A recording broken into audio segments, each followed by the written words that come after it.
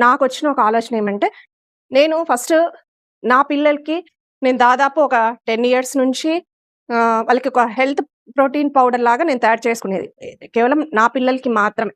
కానీ ఇప్పుడు నేను ఎప్పుడైతే పొలిటికల్‌కి వచ్చిన తర్వాత, ఎప్పుడైతే నేను సొసైటీలో కొంచెం నాకు టీమ్ ఏర్పడిన తర్వాత, దీన్నెందుకు నేను ఒక బిజినెస్‌గా చేయకూడదన్న ఆలోచనలో ఈరోజు నేను ఒక ఆహ్, మిల్లెట్స్‌లో కానీ కొంచెం నేను ట్రైనింగ్ తీసుకున్నాను.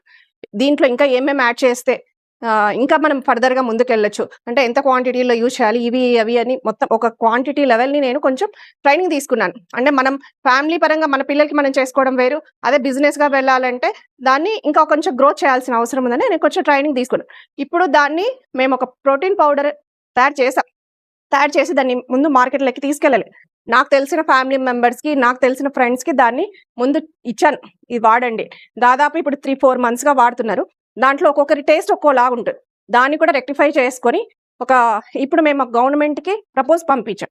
దీని మీద మాకు సర్టిఫికేట్ కావాలి. ఎందుకంటే సర్టిఫికేట్ వాళ్ళు పర్మిషన్ ఇవ్వంది మన మార్కెట్‌లోకి వెళ్ళకూడదు. ఏది చేసినా ఒక కమిట్మెంట్ ప్రకారం వెళ్ళాలన్న నా ఆలోచనకి ఇప్పుడు దాన్ని గవర్నమెంట్‌కి అప్లై చేసుకోవడం జరిగింది. వితిన్ ఒక 2 డేస్‌లో రావచ్చు. దాన్ని మళ్ళీ మీకందరికీ బ్రాండ్‌ని నేను నెక్స్ట్ సండే నా బ్రాండ్‌తో నేను మళ్ళీ మీ ముందుకు వస్తాను తప్పకుండా. అలాగే మీరందరూ కూడా ఈ ప్రోటీన్ పౌడర్‌కి కొంచెం సపోర్ట్ చేయాలి. అందుకు మీ పుషప్ కూడా నాకు కావాలని కోరుకుంటున్నాను. ఓకే.